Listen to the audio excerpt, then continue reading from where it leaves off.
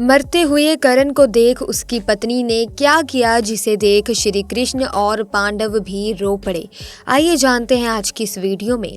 प्यारे दोस्तों, महाभारत के युद्ध में कौरव अधर्म और पांडव धर्म के साथ कुरुक्षेत्र के मैदान में लड़े। महाभारत युद्ध के दौरान ऐसी कई विशेष घटनाएं घटित हुई जो आज भी लोगों के लिए शिक्षा देने का काम करती हैं। महाभारत युद्ध के मैदान कुरुक्षेत्र से ही गीता उपदेश की उत्पत्ति भी मानी जाती है, जो कि श्री कृष्ण द्वारा अर्जुन को प्राप्त हुआ था। बचपन में कुंती ने एक बार दुर्वासा ऋषि का बहुत अच्छे तरीके से अतिथि सत्कार किया था। इससे प्रसन्न होकर दुर्वासा ने कुंती को एक मंत्र दिया जिसके द्वारा वो किसी भी देवता को बुला सकती थी। एक दिन कुंती के मन में उस मंत्र को आजमाने का ख्याल आया। वो बाहर निकली तो देखा कि सूर्य अपनी पूरी भव्यता से चमक रहे थे। उनकी भव्यता देखकर वो बोल पड़ी, मैं चाहती हूँ कि सूर्यदेव आ जाएं। सूर्यदेव आए और कुंती गर्भवती हो गई और एक बालक का जन्म हुआ। वो सिर्फ 14 साल की अविवाहित स्त्री थी। उसे समझ नहीं आया कि ऐसे में सामाजिक स्थितियों से कैसे निपटा जाएगा। उसने बच्चे को एक लकड़ी के डिब्बे में रख दिया और बिना उस बच्चे के भविष्य के बारे में सोचे उसे नदी में बहा दिया। उसे ऐसा करने में थोड़ी हिचकिचाहट हुई, पर वो कोई भी कार्य पक्के उद्देश्य से करती थी। एक बार वो अगर मन में ठान लेती तो वो कुछ भी कर सकती थी। उसका हृदय करुणा शून्य था। तो वीडियो को शुरू करते हुए आइए जान लेते हैं कि आखिर मरते हुए कर्ण को देखकर उसकी पत्नी ने क्या किया। आखिर कर्ण की मृत्यु के बाद उसके परिवार, उसकी पत्नी का क्या हुआ। तो चलिए अब करते हैं ज्ञान की बात। वीडियो में आगे बढ़ने से पहले कमेंट बॉक्स में जय श्री कृष्ण जरूर लिखना और अगर वीडियो अच्छी लगे तो वीडियो को लाइक और शेयर करना ना भूले। प्यारे दोस्तों, कर्ण एक ऐसा पात्र था महाभारत में जिसे देव पुत्र होने के बावजूद भी सामाजिक प्रताड़ना का सामना करना पड़ा और उसको समाज में अस्वीकार किया गया। महाभारत की कहानी रोचक और दिल दहलाने वाली कहानियों से भरी हुई है। अंगराज कर्ण यानी सूर्यपुत्र कर्ण की मृत्यु महाभारत की कुछ इन्हीं घटनाओं में से एक है। ये बात तो हम सब जानते हैं कि कर्ण की मृत्यु ने दुर्योधन के बल को चकनाचूर कर दिया था, लेकिन क्या आप जानते हैं कि आखिर कर्ण की मृत्यु के बाद उसके परिवार का क्या हुआ?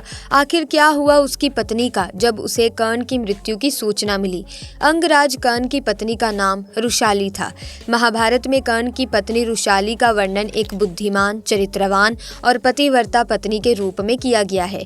अंगराज कर्ण की तरह ही उनकी पत्नी रुशाली भी एक सूत पुत्री थी। एक सूत पुत्री होने के कारण अपने पिता आधिरथ के कहने पर कर्ण ने रुशाली से विवाह किया था। रुशाली दुर्योधन की विश्वास पात्र सारथी सत्यसेन की बहन थी और एक बुद्धिमान स्त्री भी थी। महाभारत में कर्ण की पत्नी रुशाली के बारे में बहुत ही कम वर्णन मिलता है, लेकिन रुशाली का तप और प्यार किसी स्त्री से कम नहीं था। महाभारत में उसे सत्य और निष्ठा का पालन करने वाली एक धर्मा स्त्री के रूप में भी दिखाया गया है। ऐसा कहा जाता है कि रुशाली को द्रौपदी के चीरहरण की खबर पहले ही लग गई थी। रुशाली ने दुर्योधन और शकुनी के इरादे को पहले ही भांप लिया था, लेकिन रुशाली ने द्रौपदी के चीरहरण को पहले से ही रोकने का पूरा प्रयास भी किया, लेकिन होनी को कौन टाल सकता है। कहते हैं कि कर्ण की मृत्यु के बाद रुशाली के जीने की इच्छा लगभग खत्म ही हो गई थी। उसके बाद वो कर्ण की चिता पर ही उसके साथ सती हो गई। महाभारत के युद्ध में कर्ण के सारे पुत्र मारे जा चुके थे, लेकिन उसका और रुशाली का एक पुत्र अंत तक जीवित बचा हुआ था।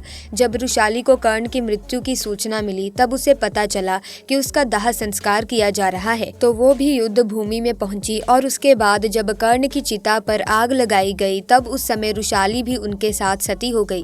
कहते हैं कि रुशाली और कर्ण का एक पुत्र जीवित बचा हुआ था। जी हाँ, ऐसे तो कर्ण के 9 पुत्र थे। कहते हैं रुशाली तो कर्ण के साथ सती हो गई, लेकिन सुप्रिया माता कुंती गांधारी और धृतराष्ट्र के साथ वन में तप के लिए चली गई थी। कहते हैं कि कर्ण के ये 9 के 9 पुत्र बड़े ही तेजस्वी और पराक्रमी योद्धा थे और ये सब अपने पिता के समान ही हर युद्ध कौशल में माहिर थे। महाभारत के युद्ध में कुरुक्षेत्र के युद्ध भूमि पर कर्ण के पुत्रों ने खलबली मचा दी थी। उन्होंने अनेकों पांडव योद्धाओं को हराया और भारी मात्रा में पांडव सैनिकों का संहार किया। कर्ण के पुत्रों ने युद्ध में वो रण कौशल दिखाया जिसे देखकर अनेकों पांडव योद्धा भयभीत हो उठे थे। अपने पिता कर्ण के समान ये भी पांडवों की विजय में बहुत बड़े भ्राता थे। दोस्तों, पांडव जानते थे कि बिना कर्ण और उसके पुत्रों के दमन के वो युद्ध नहीं जीत सकते।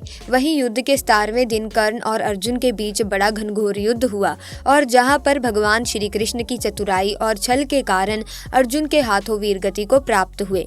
उसी दिन कर्ण के 8 पुत्र वीरगति को प्राप्त हो गए थे। पर सेन की मौत का कारण स्वयं सात्यकी बने। वही शत्रुंजय, वृषसेन और द्रुपद को अर्जुन ने मारा। वही भीम के हाथों बनसेन की मृत्यु हुई तो चित्रसेन, सत्यसेन और सुषसेन को स्वयं नकुल ने मारा। इस प्रकार कर्ण के 9 में से 8 पुत्र महाभारत के युद्ध में मारे गए। कहते हैं कि वृषकेतु कर्ण और रुशाली का इकलौता जीवित पुत्र था। वृषकेतु के पिता और अन्य सभी भाइयों का अंत हो चुका था तथा उसकी माता भी कर्ण की चिता पर सती हो गई थी। वृषकेतु अकेला हो गया था। उसके सभी अपने चल बसे थे, लेकिन इसके बाद भी उसने कभी भी अपने मन में बदले की भावना नहीं डाली। वृषकेतु का बचपन दरअसल अपनी माता यानी रुशाली के साथ ही बीता था, इसीलिए उसके चरित्र पर उसकी माता का प्रभाव पड़ा। उसने कभी भी पांडवों के विषय में कुछ गलत नहीं सोचा था तथा उसने कभी भी अर्जुन को गलत नहीं माना। वृषकेतु धर्म का ज्ञान रखता था, साथ ही उसे इस बात का भी ज्ञान था कि आखिर किन परिस्थितियों में कर्ण ने कौरवों का साथ दिया था। महाभारत युद्ध के बाद पांडव जब विजय हुए और युधिष्ठिर हस्तिनापुर के राजा बने, तब पांडवों को पता चला कि कर्ण का एक पुत्र अभी भी जीवित है। इसीलिए उन्होंने वृषकेतु को अपने पास बुलाया। वृषकेतु को पांडवों ने बड़ा स्नेह दिया।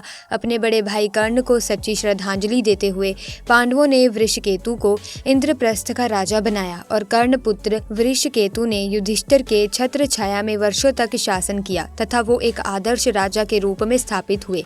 वृषकेतु और घटोत्कच के पुत्र में बड़ी गहन मित्रता थी तथा उन्होंने मिलकर अनेकों युद्ध जीते थे। दोनों ने मिलकर भद्रावती की सेना को भी हराया था, जो कि उस समय में बड़ी खूंखार सेना थी। कहा जाता है कि वृषकेतु ने अर्जुन के संरक्षण में कई सारे युद्ध जीते और अनेकों युद्ध में अर्जुन के साथ रहते थे। जब युधिष्ठिर के आश्रम में यज्ञ हुआ तब उस समय भारत विजय पर स्वयं अर्जुन के साथ वृषकेतु भी निकले थे, जहां दोनों ने मिलकर अनेकों राजाओं को परास्त किया और उनके राज्य को छीना। इसी अभियान के समय में जब जाने अनजाने में अर्जुन के पुत्र बब्रुवाहन से उनका मुकाबला हुआ तो बब्रुवाहन का युद्ध स्वयं वृषकेतु के साथ भी हुआ था और बब्रुवाहन ने अर्जुन के साथ साथ वृषकेतु का भी वध कर दिया था। माना जाता है कि अर्जुन की अन्य पत्नी उल्पी ने अर्जुन के साथ साथ वृषकेतु को भी पुनः जीवित किया था। कहते हैं कि वृषकेतु अपने पिता कर्ण की तरह ही बहुत ही ज्यादा तेजस्वी और पराक्रमी योद्धा थे और उनके शिक्षक कोई और नहीं बल्कि स्वयं अर्जुन थे, जिन्होंने हर रास्ते पर, हर मार्ग पर हमेशा उनका साथ दिया, क्योंकि अर्जुन भी शायद कहीं न कहीं वृषकेतु में कर्ण की ही उस छवि को हमेशा देखते थे। सिर्फ यही नहीं, कहा जाता है कि वृषकेतु ही एक लौते ऐसे योद्धा बचे थे जिन्हें ब्रह्मास्त्र, वरुणास्त्र, अग्निस्त्र, भावास्त्र और अनेकानेक दिव्यास्त्रों का ज्ञान था। सिर्फ वही एक आखिरी योद्धा थे जो पृथ्वी पर मौजूद थे जिन्हें इन सभी दिव्यास्त्रों का ज्ञान मौजूद था। इसके बाद कोई भी योद्धा या उनकी पीढ़ी में से ऐसा योद्धा नहीं जन्मा जिसे इन सब दिव्य अस्त्रों का ज्ञान हो। तो आप कर्ण के पूरे परिवार के बारे में क्या सोचते हैं, कमेंट्स में ज़रूर बताना। इसी के साथ वीडियो को लाइक करें, शेयर करें, चैनल को सब्सक्राइब करें ताकि नई वीडियोस की अपडेट आपको मिलती रहे। Thanks for watching.